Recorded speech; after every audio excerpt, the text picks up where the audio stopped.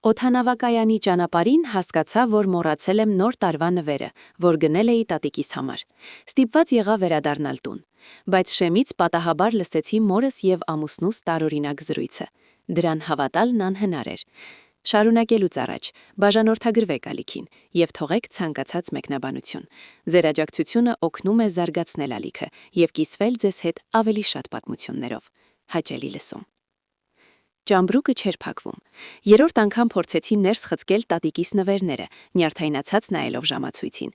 Զվարթնոցի թռիչքը մնացել էր 3 ժամ, բայց երևանյան խցանումներով երբեք չգիտես որքան կտևի ճանապարհը։ Արամ, հիմա օգնիր, գոռացի խոհանոցի կողմը, որտեղ ամուսինս դանդաղորեն սուրճներ խմում եւ հեռախոսով լրահոսը դիտում։ Հիմա, պատասխանեց նա, աչքերը էկրանից չկտրելով։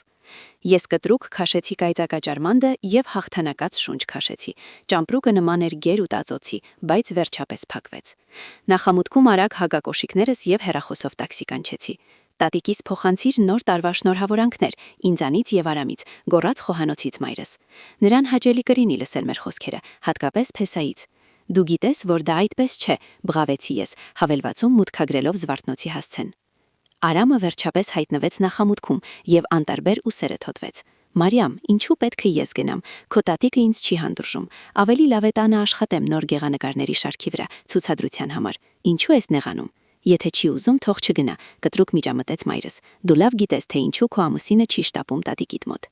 Ես գիտեի, իհարկե գիտեի, տատիկս միշտ համարվում էր մեր ընտանիքի աստղը։ Անահիտ Հովհաննիսյանը հայտնի դուդուկահար էր, որին գիտեր ամբողջ Երևանը։ Կինը դասավանդում էր կոնսերվատորիայում, ղեկավարում էր իր սեփական անսամբլը, համերգներ էր տալիս։ Կյանքը նվիրելով երաժշտությանը նա ոչ միայն հռչակվեց, այլև գնեց բնակարան Թումանյան փողոցում, ամարանոց Ծաղկաձորում եւ կուտակեց զգալի կապիտալ։ Տատիկիս 2 դուստր կար, մայրս եւ հորաքույր Լուսինեն, եւ 2 թոռնուհի, ես եւ զարմուհիս Անին։ Երբեմն ես համարվում էի տատիկիս սիրելին, միակը ով գնաց նրա հետքերով։ Ընդունվեցի Երևանի կոնսերվատորիա, ապրում էի նրա մոտ, երազում էի դառնալ մեծ երաժիշտ։ Տատիկս ինձ անհավանական տաղանդավոր էր համարում, մեծ կարիերա էր կանխատեսում եւ ներդնում էր ինձ վրա ամբողջ ուժն ու միջոցները։ Մինչև հանդիպեցի Արամին, նկարիչ Երևանից, որ գալիս էր պլեներ, 1 ամառում գլխի վայր շրջեց իմ կյանքը։ Ես սիրահարվեցի առանց հիշողություն եւ հայտարարեցի, որ վերադառնում եմ Երևան, մոր մոտ։ Դրա համար տատիկս ատեց իմ երիտասարդին առաջին հայացքից։ Այդ անցորդը կքանդի քո կարիերան եւ կյանքը, կանխատեսում էր նա։ Կտեսնես, մի քանի տարի հետո կզղջաս։ Մայրս ընդհակառակը աջակցեց մեզ, նույնիսկ առաջարկեց Արամին տեղափոխվել մեր 3 սենյակային բնակարան, մինչև իպոթեկա կուտակենք։ Ես աշխատում էի երաժշտական դպրոցում, նա նկարչության ուսուցիչ։ Մեր ընտանիքում փողեր հատուկ չկային, ուստի ամուսինս ուրախությամբ համաձայնվեց ապրել սկեսրայիի հետ։ Տատիկս կատեգորիկ հրաժարվում էր տեսնել Արամին իր տանը, իսկ ամուսինս էլ հատուկ չէր շտապում։ 3 տարվա ամուսնության ընթացքում նա տատիկիս մոտ եղել էր առավելագույնը 3 անգամ, եւ յուրաքանչյուր այցը Երևան վերածվում էր տանջանքի։ Այս անգամ էլ, որքան էլ համոզում էի, ամուսինս հրաժարվեց թռչել, չնայած նոր տարվա տոներին։ Մարիամ, մենակ թռիր, աջակցեց Փեսային մայրս, այդպես ավելի լավ կլինի բոլորի համար։ Ես հառաչեցի եւ համաձայնվեցի։ Հեռախոսը պիկեց, տաքսին արդեն մոտենում էր, չէ, մոռացել էի։ Տաքսիստը բակում էր, երբ ես խելագարորեն փնտրում էի տատիկիս նվերը։ Դա գեղեցիկ ապարանջան էր, դուդուկի տեսքով, որ պատվիրել էի ոսկերիչից։ Որտեղ է, մրմնջում էի, նայելով բազմոցի բարձերի տակ։ Ինչ ես փնտրում, ծույլ հետևում էր Արամը իմ շտապողականությանը։ Ապարանջանը տատիկի համար, 3 ցույց էի տվել քեզ։ Այդ արցակյա կտորը այսօր չեմ տեսել։ Մայրս խոհանոցից նայեց։ Մարիամ, նայիր, գուցե ննջարանում ես թողել։ Ես վազեցի սենյակ, խառնեցի գիշերասեղանները, նայեցի զգեստապահարանում։ Ոչինչ։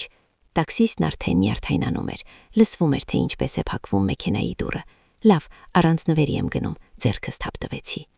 Բայց վերելակում ինձ կրծում էր զղջումը։ Տատիկս այդքան սիրում էր գեղեցիկ զարդերը։ Ես հատուկ ընտրել էի այդ ապարանջանը, նրբաճաշակ համապատասխան նրա ոճին, եւ ծախսել էի աշխատավարձիս կեսը։ Լսեք, դիմեցի տաքսիստին, երբ դուրս եկանք բակից։ Կարող ենք վերադառնալ, մոռացել եմ շատ կարևոր բան։ Վարորդը դժգոհ նայեց հայելիով։ Ժամանակը չի սպասում, օդանավակայան դեռ առնված են 1 ժամ է։ 5 րոպե, ոչ ավելի, կվճարեմ սպասման համար։ Տղամարդը հառաչեց եւ շրջվեց։ Ես վազեցի վերև, 4-րդ հարկ, տանը լուռ էր։ Զգուշորեն բացեցի դուռը եւ անմիջապես լսեցի խոհանոցից ձայներ։ Այսօր երեկոյան կարող ես ազատ գնալ քո սիրելի Լուսինեի մոտ, ասում էր մայրս։ Եթե Մարիամը զանգի, ինչ որ բան կհնարեմ, կասեմ, որ դու լոգարանում ես կամ քնած։ Աստված իմ, որքան եմ հոգնել թաքուն ապրելուց, ողբած Արամը, երբ կավարտվի այս ամենը։ Համբերիր մի քիչ էլ, Անահիտ Հումանիսյանը այն տարիքում է, երբ բնությունը ինքը կվերցնի իրեն, եւ շատ շուտով։ Հեշտ է ասել համբերիր։ Լուսինեն արդեն ուղղակի ասում է, որ հոգնել է սիրուհուդերից, ուզում է նորմալ հարաբերություններ։ Հասկանում եմ, հառաչեց մայրս, բայց դու գիտես, թե ինչ է խաղադրույքի վրա։ Հենց որ ժառանգությունը անցնի մեզ, ես շատ կփոխհատուցեմ քո ամբերության համար, շատ։ Եվ այդ ժամանակ արա ինչ ուզում ես, ամուսնալուծվիր, ամուսնացիր քո Լուսինեի հետ, ամեն ինչ հոգիդ ուզի։ Ես կանգ առա դրան մոտ, զգալով, թե ինչպես է մեջքով սառը ալիք անցնում։ Իսկ եթե կինը կասկածի ինչ-որ բան, անհանգստացավ ամուսինս, նա խորաթափանց է, ինչպես իր տատիկը։ Չի կասկածի, եթե զգուշ լինենք։ Մարիամը ոչինչից չի կասկածում։ Հիմնականը, որ դու շարունակես պատկերել օրինակելի ամուսնու։ Իսկ դու վստահ ես, որ Անահիտ Հովհաննիսյանը չի փոխի կարծիքը։ Չի փոխի։ Մայրս խոսքի տեր մարդ է։ Եթե տատիկը հասկանա, որ սխալվել է եւ տեսնի, որ Մարիամը երջանիկ է ամուսնության մեջ, կձևակերպի թորնուհուն ամբողջ ժառանգությունը։ Եթե դու հանձնվես եւ ամուսնալուծություն տաս, ամեն ինչ կգնա բարեգործական հիմնադրամ։ Ոստի ես էլ ծածկում եմ քո բոլոր արկածները։ Օդքերս թուլացան։ Ես դանդաղի չհատակին դրան մոտ, փորձելով մարսել լսածը։ Տատիկս։ Հիշեցի նրա խոսքերը, որ ասում էր ամեն անգամ, երբ գալիս էի։ Թորնուհիս կյանքը ամեն ինչ կդասավորի։ Եթե դու ճիշտ ես եւ քո Արամը արժանի մարդ է, կապրես արատությամբ։ Իսկ եթե ես ճիշտ եմ եւ նա խաբեբա է, գոնե փողերը կմնան նրանց, ովքեր իսկապես կարիք ունեն։ Ես այն ժամանակ մտածում էի, որ դա պարզապես խոսքեր են, դժգոհ տատիկի փողոք։ Պարզվում է մայրս գիտեր Արամի դավաճանությունների մասին, գիտեր եւ լռում էր։ Ավելին, ծածկում էր նրան փողերի համար։ Ես նստած էի հատակին, մուտքի դրան մոտ։ Գլխումս միայն մեկ միտք էր պտտվում, որքան ժամանակ է սատևում։ Հիշում ես անցյալ ամիս Մարիամը գրեթե չբռնեց քեզ, լսվեց մորի ձայնը։ Լավ է, որ ես ժամանակին զգուշացրի ձեզ։ Հիշում եմ իհարկե, այդպիսի բան չես մոռանա։ Հանկարծ վերադարձավ աշխատանքից։ Լուսինեն դեռ զգեստափահարանում էր թաքնված։ Արամը ծիծաղեց, մտածեցի ինֆարկտ կստանամ վախից։ Բայց հիմա ավելի հեշտ կլինի։ Մարիամը մեկ շաբաթով գնացել է։ Կարող ենք հանգիստ միասին լինել։ Այլևս թաքուն հանդիպումներ չեն։ Լավ է, որ Լուսինեն մենակ է վարձում բնակարան։ Ես փակեցի աչքերս եւ փորձեցի հիշել այդ օրը։ Այո, ես իսկապես վաղ վերադարձել էի տուն։ Արամը շատ նյարդայնացած էր, անընդհատ հեռախոսին էր նայում։ Մայրս տարօրինակ շտապում էր, սուրճ առաջարկում, հարցնում հոգնած եմ։ Հետո հանկարծ հանուտ ուղարկեց։ Լսիր, իսկ որքան է այդ ժառանգությունը մոտավորապես, հետաքրքրվեց Արամը։ Թումանյան փողոցի բնակարանը մոտ 100 միլիոն դրամ է։ Ամառանոցը առնվազն 30 միլիոն։ Գումարած կուտակումներ, արժեթղթեր։ Կարծում եմ 200 միլիոն կհավաքվի, գուցե ավելի։ Եվ դու իսկապես կտաս ինձ մասը, ագահությամբ հարցրեց Արամը։ Իհարկե, պայմանը փողից թանկ է։ Առանց քեզ այդ ժառանգությունը չենք ստանա։ Կարծում եմ 10-15 միլիոն քո ծառայությունների համար արդար կլինի։ Իսկ Մարիամը, դու հասկանում ես, որ երբ ես ամուսնալուծություն տամ, նա կհասկանա ամբողջ սխեման։ Չի հասկանա, վստահ պատասխանեց մայրս։ Կասես սերը անցել է, պատահում է։ Ես դանդաղ ոտքի կանգնեցի։ Գլխումս խառնաշփոթ էր։ Ուզում էի գոռալ, ջարդել ամաններ, սկանդալ անել։ Բայց փոխարենը հանգիստ փակեցի դուռը եւ գնացի ննջարան։ Ապարանջանը պառկած էր զարդասեղանի վրա, հայելու կողքին։ Ճիշտ է, երեկ ես այնտեղ էի դրել, երբ փորձում էի զգեստի հետ։ Ես հանգիստ վերցրի տուփը եւ դրեցի պայուսակս։ Նրանք նույնիսկ չլսեցին, թե ինչպես գնացի։ Տաքսիում ողջ ճանապարհին լռում էի։ Վարորդը մի քանի անգամ փորձեց խոսել, բայց տեսնելով իմ վիճակը հանգիստ թողեց։ Ես նայում էի պատուհանից, անցնող տներին եւ մտածում. 5 տարվա ամուսնություն։ 5 տարի ես ինձ համարում էի երջանիկ ամուսնացած կին։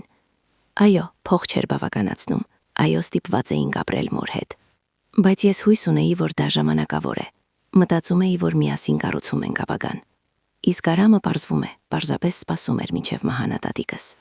Երբ վերջապես նստեցի ինքնաթիռը, ձեռքերս դեռ տողում էին։ Ստյուարտեսից ջուր խնդրեցի եւ մի շնչով խմեցի։ Հարևանը հարցրեց, բաց չեմ զգում, բայց ես համոզեցի, որ ամեն ինչ նորմալ է։ Բայց ոչինչ նորմալ չէր։ Ես հիշեցի, թե ինչպես կես տարի առաջ Արամի մոտ նոր հեռախոս հայտնվեց։ Հինը դանդաղում է, բացատրեց նա, եւ շոտ զգույշ վերաբերվեց նորին։ Հիշեցի մոր տարօրինակ արտահայտությունները։ Մի նյարդայնացրու ամուսնու դանիմաստ բաներով։ Դուր նրան ավելի շատ ազատություն։ Տղամարդկանց պետք է վստահել։ Վստահել։ Ինչ սրամիտություն։ Ինքնաթիռը թռավ։ Ես ճակատս հենեցի պատուհանին։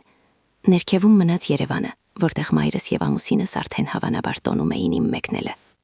Որտեղ Արամը գնում էր իր Լուսինեի մոտ, իսկ մայրս պատրաստում էր ալիբի իմ զանգի դեպքում։ Արջևում Երևանն էր եւ տատիկս, ով միշտ սիրում էր ինձ։ Բայց պայման դրեց երջանիկ լինել ամուսնության մեջ կամ կորցնել ամեն ինչ։ Իսկ ես հենց նոր հասկացա, որ երջանկություն վաղուց չկար։ Գուցե երբեք։ Զվարթնոցում ինձ դիմավորեց Երևանյան քամին եւ անձրևը։ Ես տաքսի նստեցի եւ տվեցի Թումանյան փողոցի հասցեն, դեռ չհավատալով լսածիս։ Տատիկս դիմավորեց բաց թևերով. «Թորնուհիս իմ, որքան եմ կարոտել, արի շուտ»։ Նա չհարցրեց Արամի մասին, նույնիսկ չնշեց նրան, պարզապես գրկեց ինձ եւ տարավ հյուրասենյակ, որտեղ սեղանին արդեն զարդարված էր տոնական սպասքը։ Նայր ինչ ծառ եմ զարդարել քեզ համար, ցույց տվեց կինը պատուհանի մոտ փոքրիկ Զուգենին։ Հիշում ես ինչպես մանկությանս նոր տարին էինք պատրաստում։ Հիշում եմ, տատ։ Ես ժպտացի, փորձելով չցույց տալ վիճակս։ Անահիտ Հովանիսյանը իր 75 տարեկանում հիանալի տեսք ուներ, մազերը կոկիկ հավաքված, մեջքը ուղիղ, աչքերը կենդանի եւ ուշադիր։ Նա շտապում էր սեղանի շուրջ, ափսեների մեջ դնելով տնական գաթաներ։ Ահա քեզ նվեր բերեցի, ես տվեցի ապարանջանի տուփը։ Տատիկս բացեց եւ ձեռքերը թափահարեց։ Մարիամ, սա արվեստի գործ է, դուք, ինչ գեղեցկություն։ Նա անմիջապես կապեց այն բլուզին։ Նայիր ինչպես է գնում, շատ է գնում, համաձայնվեցի ես։ Մենք նստեցինք թեյ խմելու։ Տատիկս պատմում էր նորություններ, հարևանների մասին, կոնսերվատորիայի, թատրոնների նոր բեմադրությունների։ Ես գլխով անում էի, միաբար պատասխանում եւ վայելում անուշ թեյը։ Մարիամ, հանկարծ կանգ առավ տատիկս մի պատմության կեսին։ Ինչ է պատահել։ Ոչինչ, տատ, պարզապես հոգնել եմ ճանապարհին։ Մի ստե ինձ, խիստ ասաց նա։ Քեզ մանկությունիցս գիտեմ, դեմքդ մումիայի պես է։ Ինչ է պատահել։ Ոչ մի բան, ամեն ինչ նորմալ է։ Մարիամ, տատիկս բռունցքով հարվածեց սեղանին։ Դադարիր, ինչ է պատահել։ Հիմա պատմիր։ Ես փորձեցի ժպտալ։ Տատ, ինչ ես անում։ Պարզապես աշխատանքը շատ է։ Նոր տարվա համերգներ, շտապողականություն։ Դա կապված է Արամի հետ, ուղակի հարցրեց նա։ Ես ցնցվեցի։ Ինչու այդպես մտածեցիր։ Որովհետև ինձ պետք չէ մարգարե լինալ, որ հասկանամ, թե երբ է իմ թորնուհին վատ, իսկ վերջին ժամանակներդ նրա մասին մտածելիս աչքերդ տխուր են դառնում, իսկ այսօր ոչ միայն տխուր, այլև հուսահատ։ Տատ, չեմ ուզում քեզ տխրեցնել, ինձ տխրեցնում է, երբ դու լռում ես։ Կինը ոտքի կանգնեց, մոտեցավ ինձ եւ բռնեց ձեռքերս։ Թորնուհիս իմ սիրելի, ինչ էլ պատահած լինի, մենք կհաղթահարենք, բայց նախ պատմիր։ Ես նայեցի նրա սիրող աչքերին եւ չդիմացա, արցունքները հոսեցին ինքնաբերաբար։ Նա դավաճանում է, տատ, շշնջացի արցունքների միջով, իսկ մայրս գիտի եւ ծածկում է նրան։ Աստված, տատիկս նստեց կողքս եւ գրկեց ինձ, պատմիր ամեն ինչ, սկզբից։ Եվ ես պատմեցի մոռացած ապարանջանի մասին, գախնի լսված զրույցի, դպրոցի Լուսինեի, մոր խոստումների մասին փոխհատուցել Արամին համբերության համար, ինչպես եմ պլանավորում սպասել ժառանգությանը, հետո ամուսնալուծություն, Ալիբիի մասին, որ մայրս պատրաստ է տալ, եւ հանդիպումների, որոնք ես ընդունում էի որպես ընկերների հետ հավաքույթներ։ Նրանք օգտագործում են ինձ, տատ, հեկեքացի ես նրանց համար պարզապես միջոց եմ քո փողերը ստանալու համար, նույնիսկ մայրս, իմ սեփական մայրս։ Տատիկս լռում էր, երբ ավարտեցի, նա իջեցրեց գլուխը սիրծնկներին։ Գիտես, ես միշտ հույս ունեի, որ սխալվում եմ քո ամուսնության մասին։ Միշտ ուզում էի, որ դու երջանիկ լինես, բայց ես ճիշտ եմ եղել։ Ների ինձ, տատ։ Լռիր իմ լավը։ Ինչու ես ներողություն խնդրում։ Այն բանի համար, որ հավատացիր սիրուն։ Նա շարունակում էր շոյել իմ մազերը, եւ ես զգում էի, թե ինչպես է հանգստանում։ Հիմա, մտածկոտ ասաց տատիկս, պետք է որոշենք, թե ինչ անել հետո։ Հաջորդ առավոտյան արթնացա գաթայի հոտից եւ դուդուքի ձայնից։ Տատիկս նվագում էր ինչ-որ թեթև օդային մեղեդի։ Ես պառկած էի իմ մանկության սենյակում, որ անփոփոխ էր մնացել կոնսերվատորիայում սովորելու ժամանակներից։ Արթնացիր քնկոտ, գոռաց տատիկս։ Այսօր մեզ կարևոր գործեր են սպասում։ Նախաճաշին նա շատ ուրախ էր, աչքերը փայլում էին, դեմքին խորհրդավոր շպիտ էր։ Տատ, դու ինչ-որ բան ես մտածել, կասկածով հարցրի գաթան քսելով մուրաբայով։ Իհարկե մտածել եմ։ Ես այլ կերպ կարող եմ։ Ավարտիր նախաճաշը եւ հավաքվիր։ Գնում ենք կոնսերվատորիա։ Ինչու՞, զարմացա ես։ Փորձի։ Ինչ փորձի։ Տատ, ինչ ես ասում։ Կինը ոտքի կանգնեց, մոտեցավ դուդուկին եւ վերցրեց նոտաները։ Նոր տարվա ծրագիր։ 1 շաբաթից համերգ մեծ դահլիճում։ 3 իմ դուդուկահարը հիվանդացավ գրիպով։ Բժիշկները 1 շաբաթ էլ լույս չեն թույլատրում։ Եվ ինչ, ես դեռ չէի հասկանում։ Իսկ այն, որ հիմա գլխավոր դուդուկահարը դու կլինես։ Ես գրեթե խեղդվեցի թեյից։ Ինչ։ Տատ, դու խելագարվել ես։ 5 տարի է չեմ նվագում այդ մակարդակով։ Ամեն ինչ մոռացել եմ։ Ոչինչ չես մոռացել։ Դա ինչպես հեծանիվ վարելը։ Ձեռքերը հիշում են։ Իսկ փորձեր մեզ մոտ 1 շաբաթ կա։ Բայց ես պատրաստ չեմ։ Չեմ կարող։ Կարող ես։ Ես վստահ եմ քեզ վրա։ Տատիկս մոտեցավ եւ բռնեց ձեռքերս։ Մարիամ, հասկանում ես, որ սա շանս է։ Շանս վերադառնալու այն բանին, ինչ դու պետք է դառնայիր։ Իսկ եթե ձախողվեմ, չես ձախողի։ Ես կլինեմ կողքդ։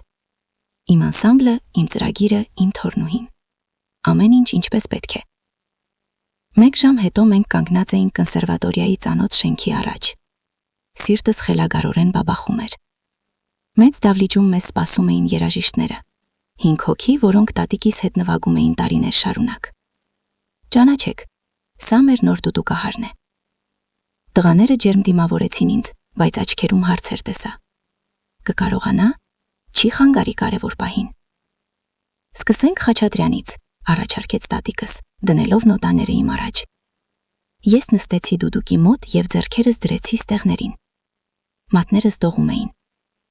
Բայց երբ հնչեցին առաջին հնչյունները, ինչ որ բան կտած իմ մեջ։ Երաժշտությունը, որ տարիներ շարունակ չէի նվագել, ինքնաբերաբար հոսեց։ Ձեռքերը իսկապես հիշում էին ամեն ինչ։ Մենք փորձում էինք մինչև երեկո։ Օրվա վերջում ես ինձ կոտրված էի զգում։ Բայց երջանիկ։ Առաջին անգամ տարիներ շարունակ իսկապես երջանիկ։ Ինչպես, հարցրեց տատիկս, երբ տուն էինք գնում ձյունածածկ փողոցներով։ Մոռացել էի, թե ինչ է իսկական երաժշտություն նվագելը, խոստովանեցի ես։ Դպրոցում միշտ մանկական պիեսներ, գամեր, իսկ այստեղ այն ինչի համար ենք ապրում, ավարտեց նա։ Իդեպ նոր տարուց հետո պետք է աշխատանքի անցնես կոնսերվատորիայում, դուդուկի դասախոս, տեղ կա։ Ես կանգ առա մայթի կեսին։ Տատ, ինչ ես ասում։ Այնինչ լսում ես։ Դու վերադառնում ես տուն, Մարիամ, Երևան, կոնսերվատորիա, երաժշտության մոտ։ Իսկ ամուսնալուծությամբ թող փաստաբանները զբաղվեն։ Իսկ Երևանը, մայրս, աշխատանքը, ինչ Երևան, ինչ է պահում քեզ այնտեղ։ Դավաճան ամուսինն ու մայր դավաճանը։ Տակիկս բռնեց թևս։ Թորնուհիս իմ։ Կյանքը շատ շանսեր չի տալիս նորից սկսելու։ Մի բաց թող։ Մենք քայլում էինք Թումանյան փողոցով։ Ես լուր մտածում էի, թե ինչպես կարող է կյանքը կտրուկ փոխվել 1 օրում։ Դեռ 3 ես ամուսնացած կին էի, ով նույնիսկ չէր կասկածում մտերիմների դավաճանության մասին։ Իսկ այսօր։ Տատ, շնորհակալություն իսկապես։ Այն ինչ հիմա անում ես ինձ համար, ավելի թանկ է ցանկացած ժառանգությունից։ Իսկ ժառանգությունը։ Դու կորցրիր քո երջանկությունը, թորնուհիս։ Հիմա ամեն ինչ հիմնադրամին կգնա։ Բայց նա ծիծաղում էր, եւ ես էլ ծիծաղում էի։ Հոգու խորքում մենք երկուս էլ գիտեինք ճշմարտությունը։ Ես կստանամ այդ ժառանգությունը, ոչ թե որովհետև մեզանից մեկը հաղթեց, այլ որովհետև կյանքն ինքը ամեն ինչ դասավորեց իր տեղերում։ Եվ դեռ ես կստանամ անսամբլը, որին տատիկս նվիրել էր կյանքը։ Եվ դա կլինի ամենաթանկ նվերը։ Գիտես ինչ կասեմ, ասաց տատիկս, երբ վերև էինք բարձրանում սանդուկով։ Այդ քո արամը քեզ ծառայություն մատուցեց։ Ինչ ծառայություն։ Ցույց տվեց, թե ով է, եւ ստիպեց վերադառնալ այնտեղ, որտեղ քո տեղն է։ Երբեմն դավաճանությունը քարակուսի օրհնություն է։ Այդ գիշեր ես երկար չէի կարողանում քնել։ Բարկած լսում էի, թե ինչպես է պատուհանից դուրս քամին աղմուկ բարձրացնում։ Իսկ առավոտյան զանգահարեցի Երևանյան դպրոցի տնօրենին եւ ասացի, որ ազատվում եմ։ Երևան ես այլևս երբեք չվերադարձա։